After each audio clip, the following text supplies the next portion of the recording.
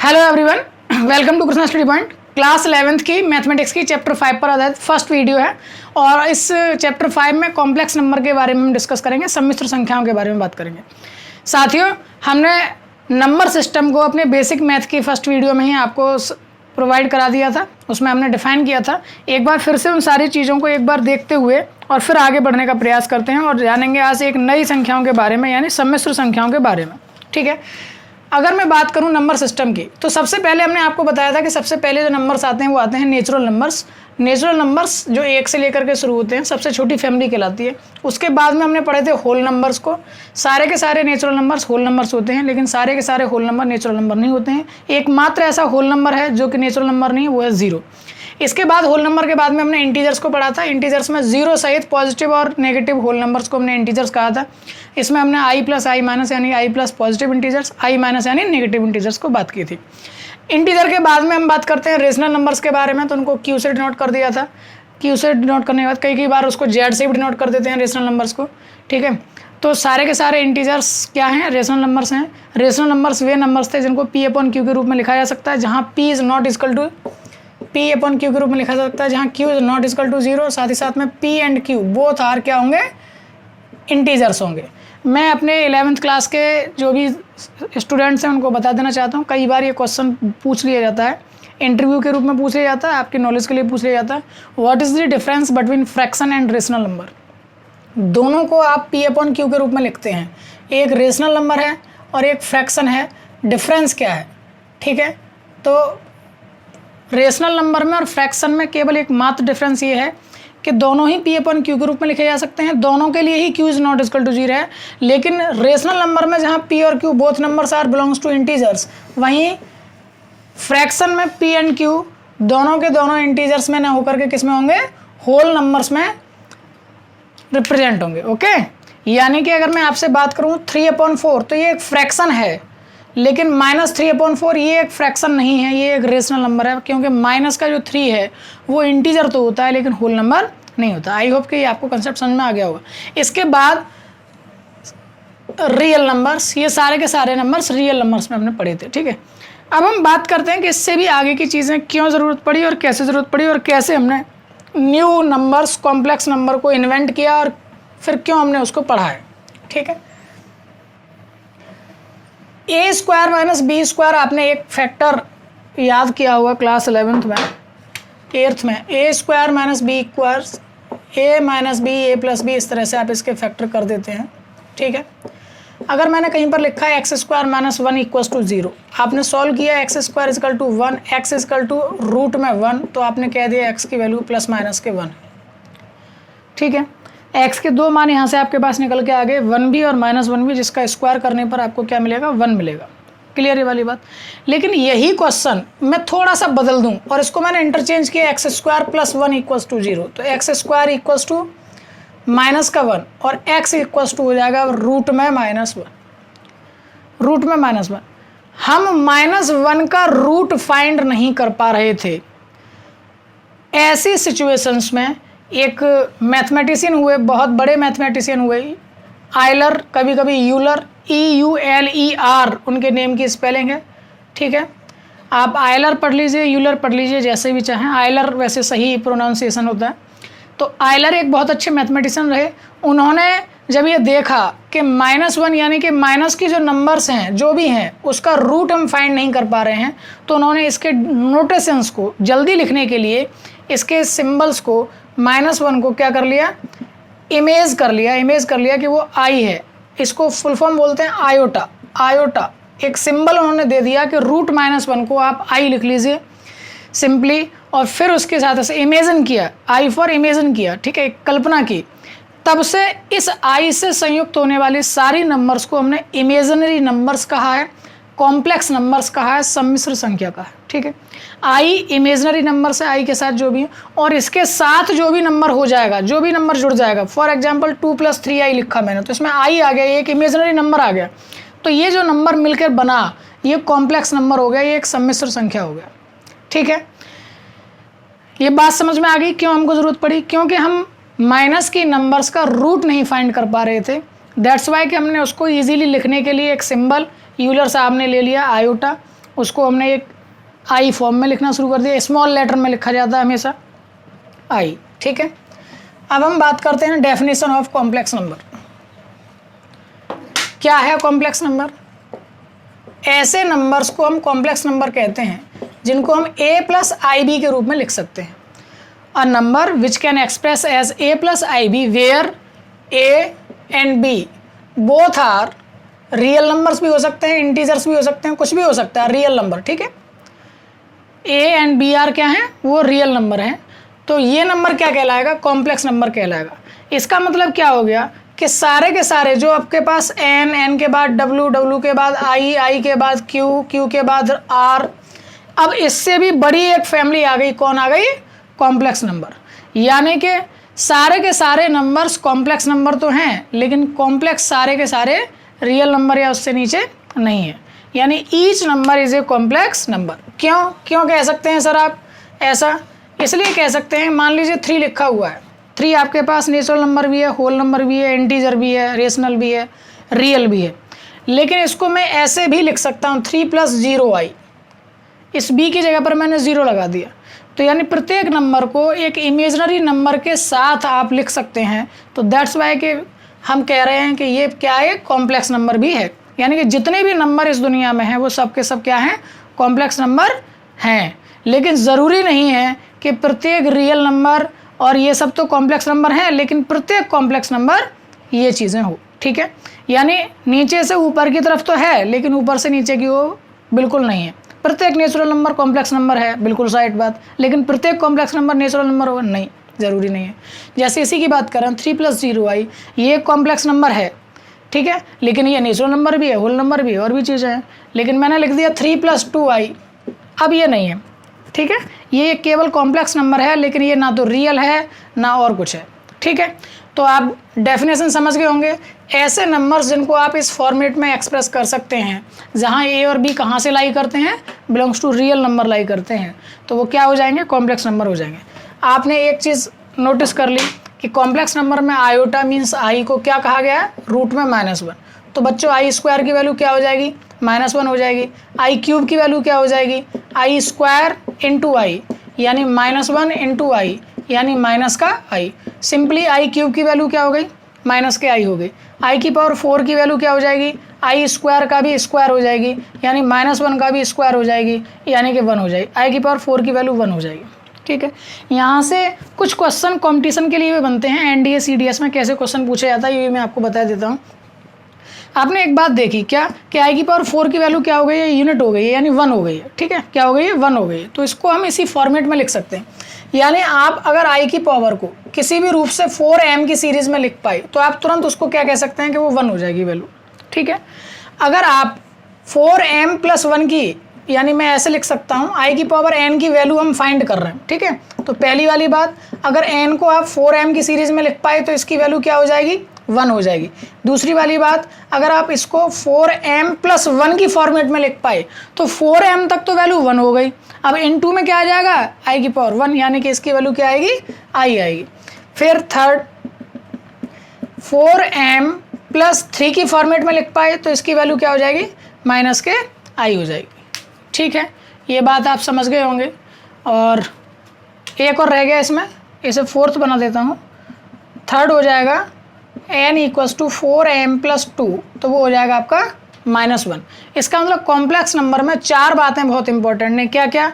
1, -1, i और minus के i, ठीक है। तो ये कंपटीशन में क्वेश्चन आ जाता है। किस टाइप का क्वेश्चन आ जाता है इसको अभी निकाल लेते हैं। अभी फिर से एक बार देख लीजिए। i यानी -1 रूट में -1 के ही सिंबल को हमने आयोटा i कहा है। i² की वैल्यू क्या हो जाएगी जनरली? फिर -1, i³ की वैल्यू हो जाएगी माइनस के i, i⁴ की वैल्यू हो जाएगी 1। क्वेश्चन किस तरह से आ जाता है देखिएगा ज़रा ध्यान से। Find the value of i⁴ 202।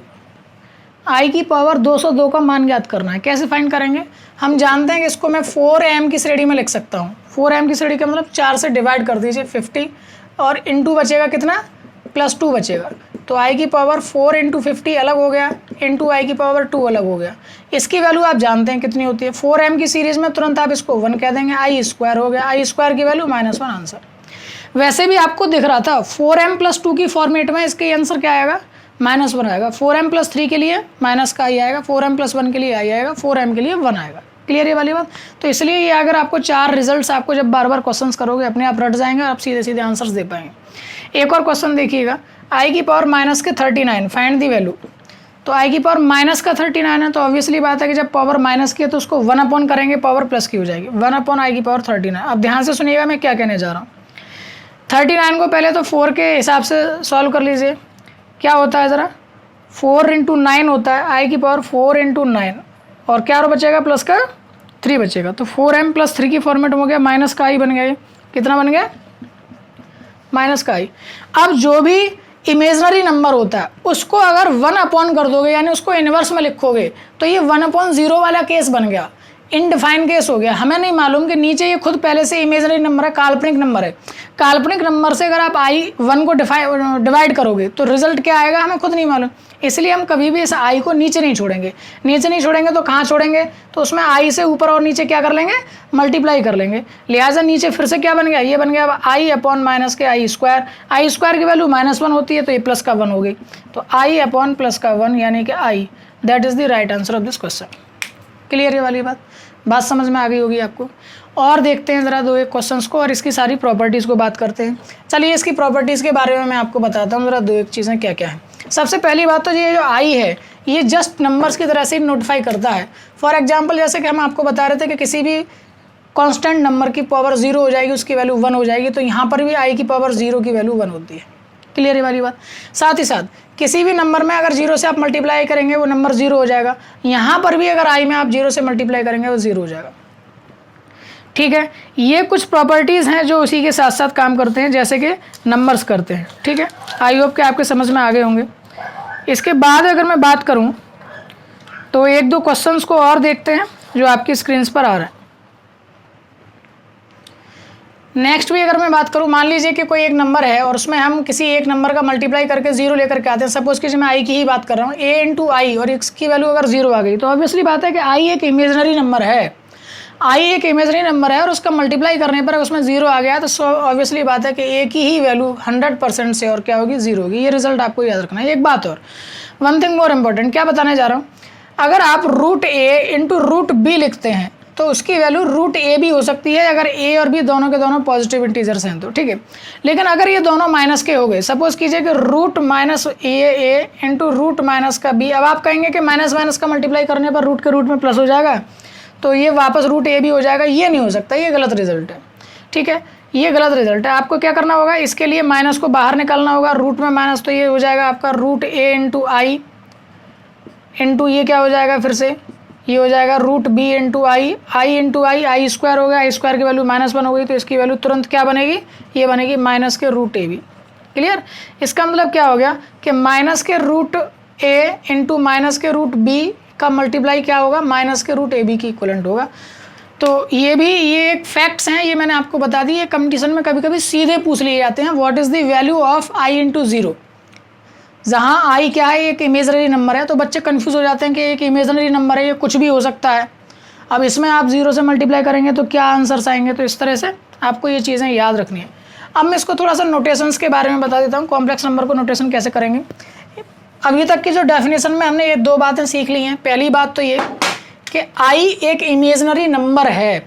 i क्या है, एक काल्पनिक संख्या है और प्रत्येक काल्पनिक संख्या एक सम्मिश्र संख्या है।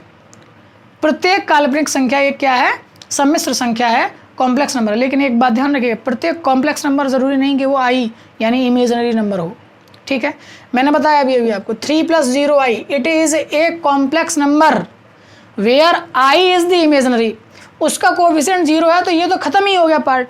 तो ये कॉम्प्लेक्स नंबर तो है लेकिन ये इमेजनरी नंबर नहीं है, इसमें कोई काल्पनिक पार्ट नहीं है।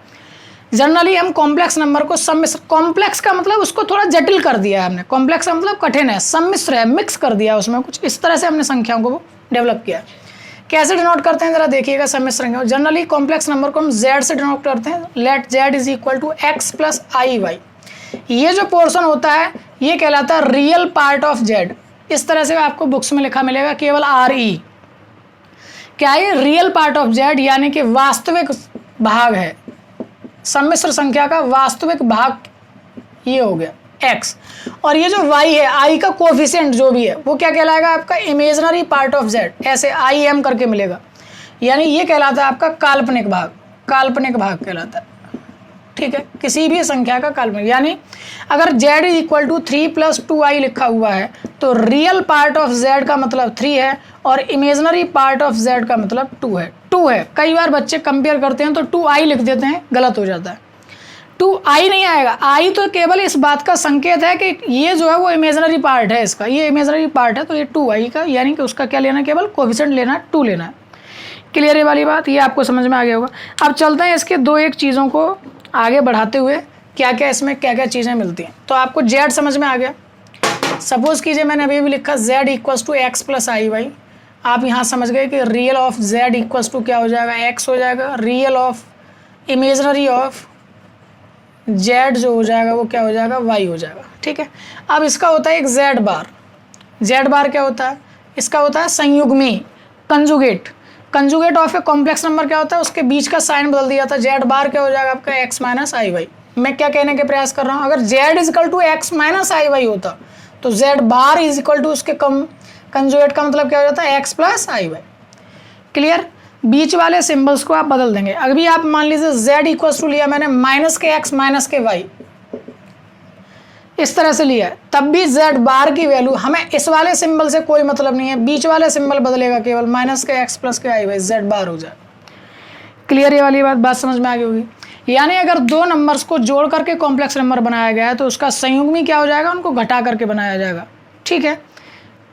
चलिए इससे आगे बात करते हैं। आप अगर बीएससी ग्रेजुएशन वगैरह में पढ़ेंगे तो यही कॉम्प्लेक्स नंबर्स यहाँ भी हम प्लस माइनस के साथ खेलेंगे, लेकिन बीएससी एमएससी जब आप पढ़ेंगे तो वहाँ मल्टीप्लिकेशन और डिवाइड के साथ भी जाएंगे और वहाँ पर भी कंजुगेट की वैल्यू यही तरह से निकल के आएंगे। एक्स इंटू आई वाई जब हो जाएगा तो वो एक मल्टीप्लाई के आधार पर कॉम्प्लेक्स नंबर बनेगा और फिर उसको कंजुगेट करेंगे तो वो डिवाइड में सिम्बल्स चेंज हो जाएंगे। ओके, तो फिलहाल आपने क्या सीखा कि z equals to x plus i y है तो उसका real part of z x है, imaginary part of z y है, z बार की वैल्यू x माइनस के आई वाई हो जाएगी।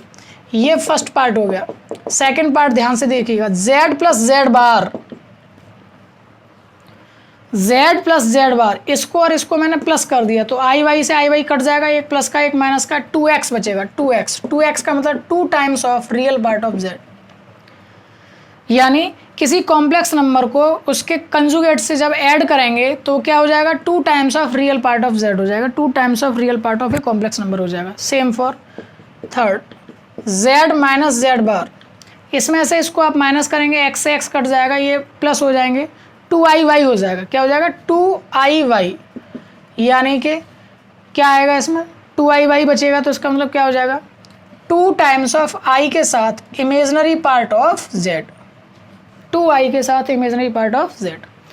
फोर्थ बात करते हैं, हमने एक बार इनको जोड़कर देखा है, एक बार घटा कर देखा है और अब क्या करेंगे, एक बार गुणा करके देखेंगे। z into z bar multiply x plus i y into x minus i y, a plus b a minus b, a का square minus i square y square. ध्यान से देखिए क्या कहने जा रहा हूँ, एक्स स्क्वायर, आई स्क्वायर की वैल्यू -1 इंटू ये माइनस तो प्लस का y square, x square plus y square. एक चीज़ और, अगर z equal to x plus i y है तो इसके डिटरमिनेंट की वैल्यू यानी कि इसके मॉड, यहाँ पर हम उसको मॉड बोलेंगे ना कि डिटरमिनेंट, तो उसके मॉड z की वैल्यू हो जाती है रियल पार्ट का स्क्वायर प्लस इमेजनरी पार्ट का स्क्वायर, यानी कि रूट में x square plus y square, ये किसकी वैल्यू आएगी, मॉड z की वैल्यू आएगी। ये भी क्या लिखा हुआ है x square plus y square, लेकिन इस पर रूट नहीं है, रूट नहीं है तो कहाँ स्क्वायर आ जाएगा, यहाँ आ जाएगा, यानी मॉड z का square, z bar equals to क्या हो जाएगा आपका मॉड z का square.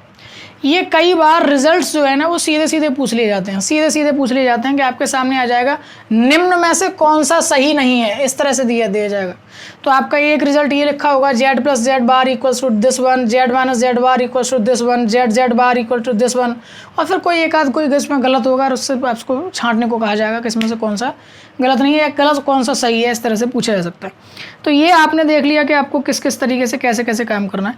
One thing more important आप लोगों को मैं बता देना चाहता हूँ, क्या कि अगर दो कॉम्प्लेक्स नंबर हैं कोई भी, एक z1 है एक z2 है, तब z1 प्लस z2 करने पर जो चीज़ें निकल कर आएंगी वो क्या निकल के आएंगी, क्या बात कर रहा हूँ मैं, real part of Z1 plus Z2 के लिए क्या हो जाएगा, real part of Z1 plus real part of Z2, यानी कि ये इस तरीके से अलग अलग हो सकते हैं। माइनस के लिए भी सेम फॉर।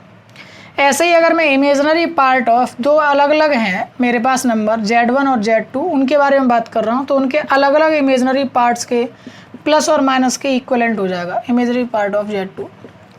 ठीक है, ये सारा थोड़ा सा थ्योरेटिकल पार्ट है, आपको थोड़ा सा कठिन लगेगा। अभी हम क्वेश्चंस पर पहुंचेंगे तो आपको सारी चीज़ें आसान लगेंगी। एक टाइप का क्वेश्चन हमने ले लिया, नेक्स्ट टाइप के क्वेश्चंस को ले रहे हैं। क्वेश्चन आपकी स्क्रीन पर आगे से ज़्यादा बनूंगा। तो बच्चों एक एग्जाम्पल मैंने लिया है, 3 + 5i आपको दिख रहा है। इससे हम क्या क्या चीज़ें समझ रहे हैं, ये दोनों चीज़ों को देखते हैं। सबसे पहले तो इसको नोटेशन करना सीख लीजिए। आपको अभी लास्ट में ऐसा लगा हुआ ये सब क्या एक साथ चीज़ें आ गई। देखिए यहाँ थोड़ा धीरे धीरे करके सीखते हैं इसको। सबसे पहले तो इसको हम लिखना सीखते हैं। जो भी कॉम्प्लेक्स नंबर हमको गिवन है उसको 3 + 5i को हमने z के इक्वल मान लिया, तो आपकी z की वैल्यू है। ठीक है, अब z बार क्या है, z बार लिखेंगे हम। z बार है प्यारे बच्चों, z बार इसको पढ़ते हैं जो ऊपर लाइन लगा दी गई है। z बार का मतलब इसका कंजुगेट संयुग्मी कहते हैं हिंदी में। सम्मिश्र संख्या z की संयुग्मी, सम्मिश्र संख्या। संयुग्मी का मतलब क्या हो जाएगा कि इसके बीच के साइन को, सिंबल को चेंज कर देना है। तो बस z बार की वैल्यू क्या हो जाएगी आपकी 3 - 5i। अगर मैं एक और बार आपसे पूछ लूँ बस जस्ट ऐसे ही आस्किंग के लिए, 5 + 7i, बताइए ज़रा इसका z बार कितना होगा। तो आपको समझ में आ रहा होगा कि z बार क्या हो जाएगा बच्चों 5 - 7i। ठीक है, तो थोड़ा सा इसको कंप्लीट करूं क्या, थोड़ा सा और अच्छे से आपको समझाऊं, क्या समझा दूं। अगर ये देखना, ये एक चीज़ बताने जा रहा हूं मैं, अगर इसमें से कोई एक नंबर गायब कर दूं मैं, जैसे मैंने दिया आपको z = केवल 8i दे दिया, केवल 8i। अब इसका z बार बताओ, तो बच्चों आप परेशान हो जाओगे कि सर जी ने तो ये कहा था कि बीच का सिंबल बदलना, यहाँ तो कुछ है ही नहीं है। तो बच्चों मैंने कई बार बताया है कि अपनी रास्ता से मत भटको। कई बार अब ईश्वर जो है वो कुछ चीज़ों को अदृश्य कर देते हैं। ये वास्तव में 8i नहीं लिखा हुआ है, ये 0 + 8i लिखा हुआ है। हम कॉम्प्लेक्स नंबर को उसकी फॉर्म में बनाएंगे। ये वास्तव में a + ib के रूप में ही तो होना चाहिए था, तो देखो अब a + ib के रूप में हो गया। अब आप इसका लिख सकते हैं कि हाँ सर जी अब z बार निकल आएगा कितना, 0 - 8i, या यूं कह सकते हैं कि -8i। ठीक है बच्चों, z बार अब आपका क्लियर हो गया। z बार में समझ रहा हूँ, समझ में आ गया होगा। कोई भी कॉम्प्लेक्स नंबर आपको गिवन हो उसको z मान लो, और z बार निकालने का मतलब है उसका बीच का चिन्ह को बदल दो। ठीक है, समझ में आ गया। चलिए आगे बढ़ते हैं। अब एक बातें और, रियल पार्ट ऑफ z। ठीक है, यानी वास्तविक संख्या z में क्या है वो बतानी। वास्तविक संख्या कौन है, वास्तविक संख्या वो संख्या है जिसमें i नहीं होगा। i किस में नहीं है साहब, इसमें तो है, इसमें नहीं है। तो यही जो पोर्शन है ये क्या हो गया, ये आपका रियल पार्ट ऑफ z हो गया। कौन हो गया, 3 हो गया। अगर मैं रियल पार्ट ऑफ, ध्यान से सुनना, रियल पार्ट ऑफ z बार पूछूं तो आप क्या उत्तर बताने वाले हो। z बार का वो संख्या जिसमें i नहीं, वो भी कितना है, 3 है। वो भी कितना है, 3 है। अगर बच्चों मैं इमेजनरी पार्ट ऑफ z पूछूं, z का इमेजनरी पार्ट कौन, जो i के साथ है। i के साथ कौन है, 5। और बच्चों मैंने केवल 5 नहीं लिया है, मैंने चिन्ह के साथ लिया है, प्लस का 5 है। ये कैसा है, प्लस का 5। अब यहाँ चिन्ह आगे प्लस को लिखते नहीं है इसलिए लिखा नहीं है, आप लिखना चाहो तो लिख भी सकते हो। अगर मैं इमेजनरी पार्ट ऑफ z बार पूछूं, z बार का इमेजनरी पार्ट ये रखा है, ये 3 - 5i था ना z बार, तो कितना हो जाएगा, ये -5 हो जाएगा। कितना हो जाएगा, ये -5 हो जाएगा। ठीक है, ये थोड़ा सा शायद गलत लिखा हुआ था, वो बाद में चेंज हो गया होगा। z बार की वैल्यू कितनी हो गई, -5 हो गई। Clear, imaginary part of z बार कितना आ गया, -5। थोड़ा सा यहाँ बात करिए। अगर मैं इस वाले के लिए बात करूँ तो रियल पार्ट ऑफ z बार, इसके लिए बताओ जरा मुझे कितना आएगा, 5 आएगा। और इमेजनरी पार्ट ऑफ z बार अगर पूछें तो कितना आएगा, i का गुणांक, i का कोफिशिएंट कितना है, -7। क्लियर बच्चा। अच्छा यहाँ बताओ जरा, यहाँ रियल पार्ट ऑफ z बार बताना जरा क्या आएगा, वो आएगा 0। कुछ नहीं है ना, है ही नहीं है। और इमेजनरी पार्ट ऑफ z बार कितना आएगा बच्चे, i का गुणांक माइनस के 8। कह दो बात समझ में आ गई। बोलिए सत्यनारायण भगवान की जय। चलते हैं नेक्स्ट क्वेश्चन पर। प्यारे बच्चों एक और एग्जाम्पल लेते हैं। क्वेश्चन है 2 + 3i का होल स्क्वायर को इसको क्या करना है, a + ib की फॉर्म में कन्वर्ट करना है। ठीक है, क्वेश्चन दिया हुआ है 2 + 3i का होल स्क्वायर और इसको किस में चेंज करना है, a + ib के फॉर्मेट। ये है नहीं, ये आपको दिख रहा है अभी यहाँ a + ib के फॉर्म में ही तो है सर जी। नहीं सर जी, इसके ऊपर स्क्वायर भी लिखा हुआ है। अब इसको भी हमें किस में लेके आना है, a + ib के रूप में लेके आना है। तो ये जनरली क्या हो गया, ये a + b का होल स्क्वायर हो गया। a + b का होल स्क्वायर आप जानते हो क्या होता है, a² + b² + 2ab। खोल दो तो इसको, a² + b² + 2ab। ठीक है, इसे सॉल्व कर लो। 2 का स्क्वायर कितना होता है 4, 3i का स्क्वायर कितना हो जाएगा 9i का स्क्वायर प्लस 2 2 = 4 4 3 = 12 12i। आई स्क्वायर की वैल्यू हमने क्या पढ़ी है, अब ये भी पढ़ाई थी। आई का मतलब रूट में -1, आई स्क्वायर का मतलब -1, आई क्यूब का मतलब -i और आई की पावर 4 का मतलब 1। ठीक है, यही तो पढ़ाया था अभी। तो आई स्क्वायर है, आई स्क्वायर की वैल्यू कितनी है -1, 4 + 9 इंटू क्या हो जाएगा ये -1 प्लस 12i। तो 4 9 इंटू -1 -9 प्लस के 12i। अब ये 4 गधे हैं, ये -9 गधे हैं, कितने बचे -5 गधे प्लस 12i। अब देखो ये बन गया ना a + ib रूप में। अगर ये कह देता कि इसका रियल पार्ट बताओ तो रियल पार्ट कितना है -5 और इमेजनरी पार्ट कितना है बच्चों +12। That is the right answer of this question. ठीक है, एक और नया क्वेश्चन देखते हैं। देखिए नेक्स्ट क्वेश्चन है, ये दिया हुआ है 2 ब्रैकेट दिए हुए हैं, ये + ये, इसको भी किस में करना है a + ib के रूप में ही चेंज करना है, कन्वर्ट करना है। तो देखिए कैसे सॉल्व करेंगे। √3 + i, √12 को मैं क्या लिख सकता हूँ बच्चों, √12 4 × 3 लिख सकता हूँ। 4 का रूट हम जानते हैं 2 होता है, तो 2√3 हो गया। √12 को हम क्या लिख सकते हैं 2√3 लिख सकते हैं। 4 का रूट हम जानते हैं ना 2 होता है, इसलिए तो मैं वही लिखने जा रहा हूँ। इसको क्या लिख लिया मैंने 2√3 लिख लिया, प्लस √12 फिर से आ गया तो 2√3 माइनस के i√3। ठीक है, अब देखो ज़रा, ये एक गधा है, यहाँ कुछ नहीं है तो क्या है, यहाँ 1 है। 1√3 प्लस 2√3, एक गधा प्लस 2 गधा, कितने हो गए 3 गधे हो गए, 3√3 हो गए।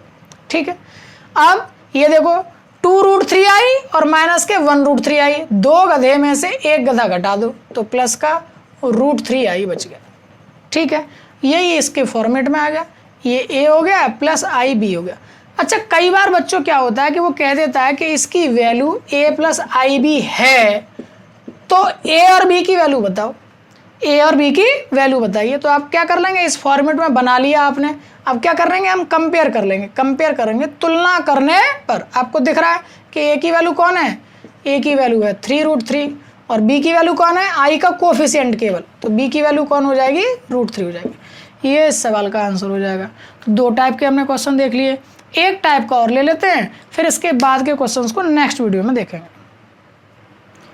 ये भी क्वेश्चन सेम है, आपको क्या करना है a + ib के फॉर्म में इसको रिप्रेजेंट करना है। ये नीचे लिखा हुआ है इस तरह से, हमने बताया था कि आयोटा को नीचे नहीं छोड़ना है।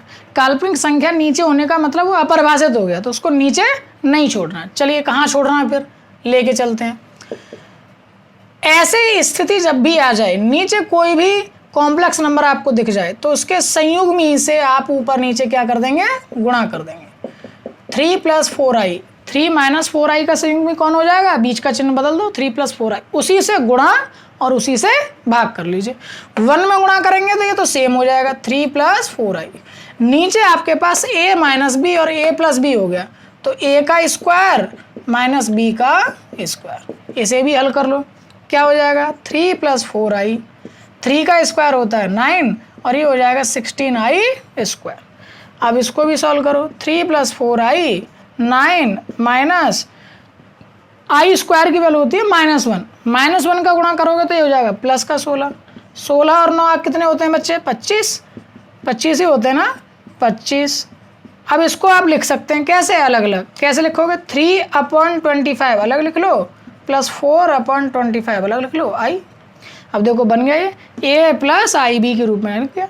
अगर यहाँ से भी मान लीजिए वो कह देता कि इसकी value x plus i Y के बराबर है तो तुलना करके बताइए x और y की वैल्यू, तो आपको साफ साफ दिख रहा है कि x की वैल्यू ये रही और y की वैल्यू ये रही, यानी x की वैल्यू हो जाएगी आपकी 3/25 और y की वैल्यू हो जाएगी आपकी 4/25।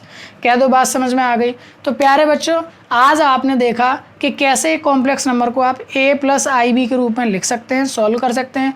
कुछ कैलकुलेशंस के पार्ट इसमें बहुत अच्छे से आएंगे, तो आपको ये छोटे मोटे फॉर्मूले a³ plus b³ a plus b का whole square a plus b का होल क्यूब, ये फॉर्मूले आपको अच्छे से याद होने चाहिए। एक बार नहीं भी याद हैं तो एक कागज़ ले लो, उस पर लिख करके आगे रख लीजिए, तो बार बार देख करके करिए, अपने आप याद हो जाएंगे।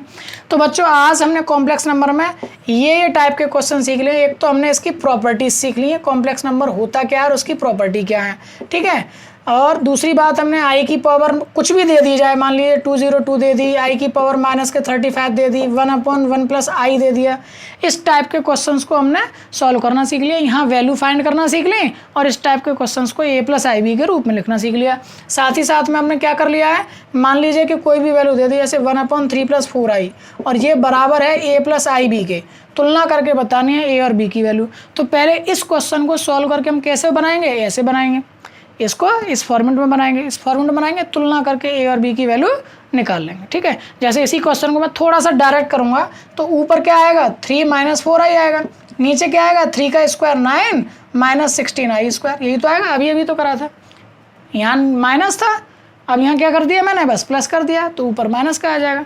तो यही क्वेश्चन बन जाएगा, बस क्या बन जाएगा 3/25 - 4/25i equals to a plus i b. तो a की वैल्यू ये रखी और b की वैल्यू ये रखी। तो इस तरीके से आप क्वेश्चंस को कर सकते हैं। पहली एक्सरसाइज के क्वेश्चंस को आप करके देखिएगा, बहुत आसान है। और लास्ट चैप्टर्स की वीडियो के लिंक मैंने डिस्क्रिप्शन में दे दिए हैं, आप वहाँ से लास्ट चैप्टर्स को देख सकते हैं। क्लास 11th का चैप्टर 1 कंप्लीट हो चुका है, चैप्टर 2 कंप्लीट हो चुका है, चैप्टर 3 कंप्लीट हो चुका है, चैप्टर 4 कंप्लीट हो चुका है, चैप्टर 5 चल रहा है। चैप्टर 3 यानी कि ट्रिग्नोमेट्री, अलग से ट्रिग्नोमेट्रीज की वीडियोज़ में चल रही है, आप उसको वहाँ से देखते रहिए, वहीं से कंप्लीट हो जाएगा, ठीक है। और ये 5वें की पहली वीडियो है और इसमें आप पहली एक्सरसाइज के क्वेश्चंस को कर सकते हैं और नेक्स्ट क्वेश्चंस को नेक्स्ट वीडियो में करेंगे। तब तक आप वीडियो को लाइक और शेयर करना ना भूलें और बने रहिए कृष्णा स्टडी पॉइंट के साथ। Thank you so much, bye bye.